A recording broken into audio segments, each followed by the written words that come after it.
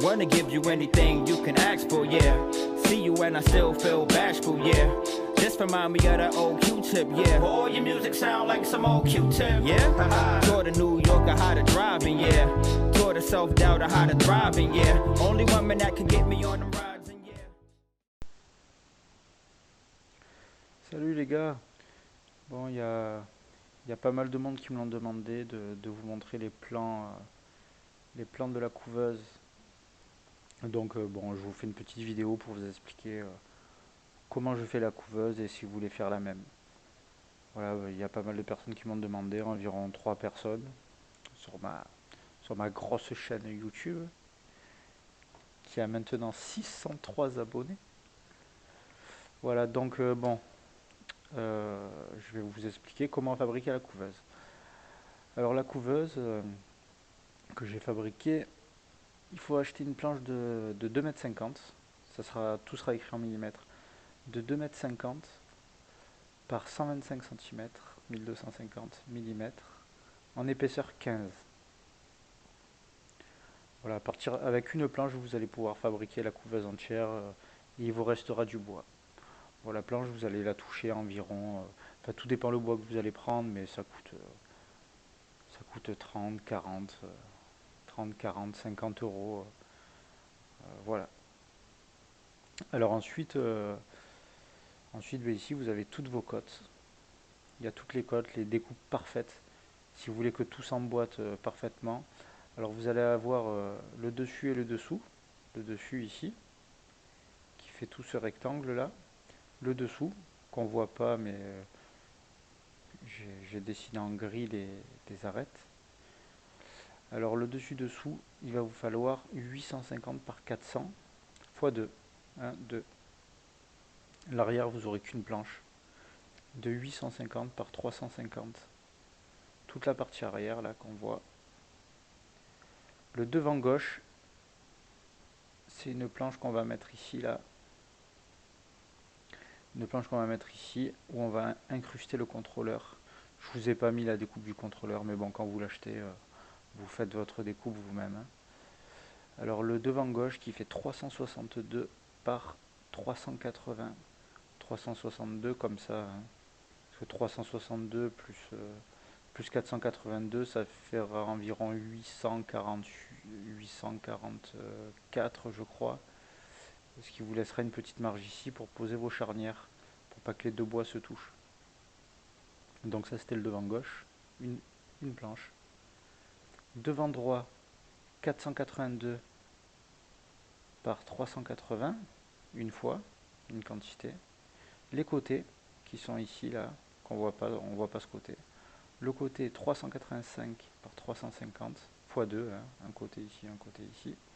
Et l'intérieur, qu'on ne verra pas du tout, lui. Là, il est dessiné, mais on ne le voit pas.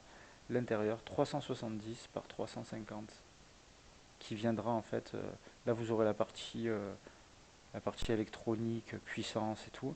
Et là, vous aurez la partie intérieure couveuse. Voilà. Bon, dans la vidéo, je vous mettrai tous les liens pour les achats. Donc, ça c'est pour la couveuse. Maintenant, on va basculer sur les achats.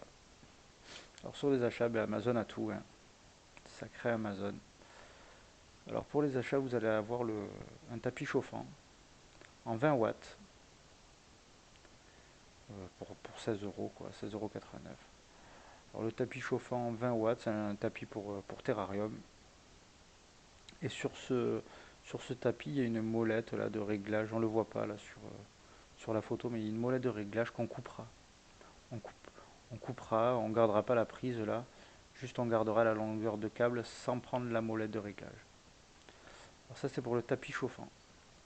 Ensuite, vous allez avoir besoin du contrôleur. Avec le contrôleur, il est vendu la sonde hydro et la sonde de température.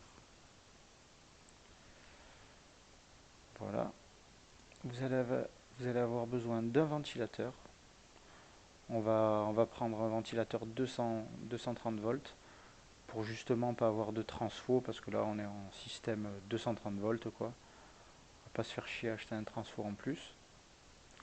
Alors ce modèle là, il est vraiment pas mal parce qu'il est assez gros, mais il tourne pas très rapidement. Du coup, ça permet de brasser l'air, de brasser l'humidité sans créer un ouragan dans la couveuse.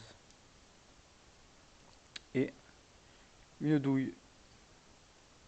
Une douille, bon, si vous les achetez par 10, ça coûte beaucoup moins cher. Par 8, c'est 22 euros et une seule, c'est 8 euros. Donc voilà, une douille, tout simple. Et ensuite, maintenant, ce que je voulais vous montrer, c'est les branchements. Alors les branchements, des fois c'est pas expliqué. Vous recevez un carton, c'est un truc chinois quoi. Vous recevez le carton et bon, le mec qui est pas électricien, il saura pas trop comment brancher, même si, euh, même si ça va, c'est pas très compliqué. Alors là, je vous ai dessiné les couleurs telles que vous les recevrez. La sonde sera câblée comme ça, en rouge, jaune, noir. Voilà, ben, le rouge, le plus 5 volts. Le jaune, c'est l'info, le signal de, de la sonde d'humidité. Et ground, c'est la masse en noir. Voilà, ça sera exactement pareil, hein. Après, vous aurez la sonde de température. La sonde de température, il y aura un fil avec des inscriptions dessus. Il faudra le brancher sur la terre, pareil sur ground. Vous pouvez mettre ici ou ici, hein, ça change rien. Et après, vous avez le deuxième fil qui sera la température. Alors, vous pouvez faire des essais, hein, si vous inversez ces fils. Bon, ces fils, il ne faut pas les inverser. Mais si vous inversez ça, quand vous soufflez dessus de la chaleur et que la température descend, il suffira juste d'inverser ces deux fils. Rien de grave.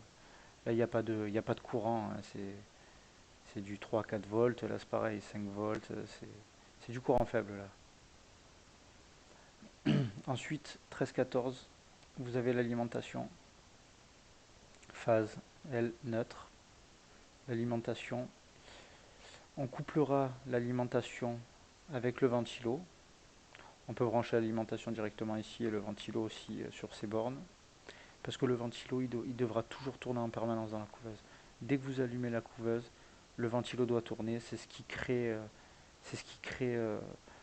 l'hydrométrie. L'humidité, pardon.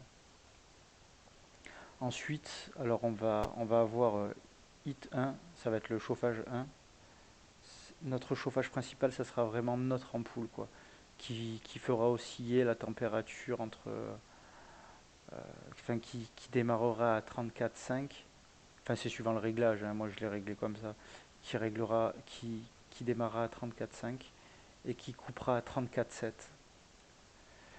Et ensuite, le tapis chauffant, c'est quand on démarre la couveuse, en fait. Les deux se mettront en route. Le tapis chauffant va faire monter la couveuse. Et après, les deux marcheront. Et après, ce sera vraiment que l'ampoule qui régulera la température. Une ampoule 50 watts, 60 watts, halogène, hein, pas de la LED. Hein, la LED, ça chauffe pas. Tout le monde doit le savoir. Une ampoule halogène. Donc voilà, le branchement, c'est comme ça.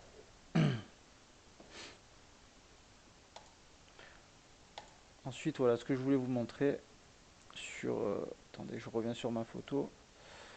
Là, donc, vous avez la partie contrôleur, la partie où on va faire le câblage à l'intérieur. Ensuite, vous avez ici la partie couveuse. Là, vous allez faire une découpe dans le bois sur la porte avec une vitre. Mettre deux charnières ici, deux.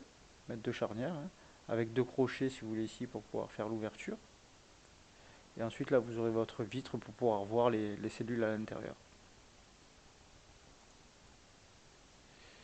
Alors, c'est où? Tac, voilà. Bon, après, vous retrouvez comme ça, quoi. Vous avez votre découpe pour votre contrôleur, les câbles qui sortent. Bon, là, il n'y a pas tous les câbles, je crois. Mais bon. Là, alors là, vous voyez, vous avez votre polystyrène extrudé. Ça s'appelle du styrodure. Styrodure. J'ai pris du styrodure de 3 cm d'épaisseur. C'est largement suffisant. Et vous allez isoler la partie gauche, la partie droite, le haut, le bas et le fond.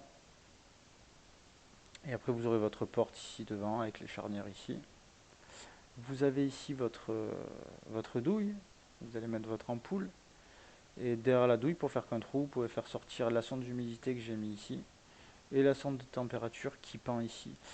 C'est dommage parce que sur la photo on voit pas le ventilo. Le ventilo je l'ai mis dans le coin là et je l'ai fait rentrer par le trou du tapis chauffant. Et là vous avez votre tapis chauffant. Vous allez mettre vos deux petites cales pour vos porte-barrettes. Et voilà, c'est tout ce que j'avais à vous dire. Après pour les réglages, je vous ferai peut-être une autre vidéo. On verra. Bon, ben, si vous avez des questions, n'hésitez pas à me les mettre en commentaire. J'y répondrai.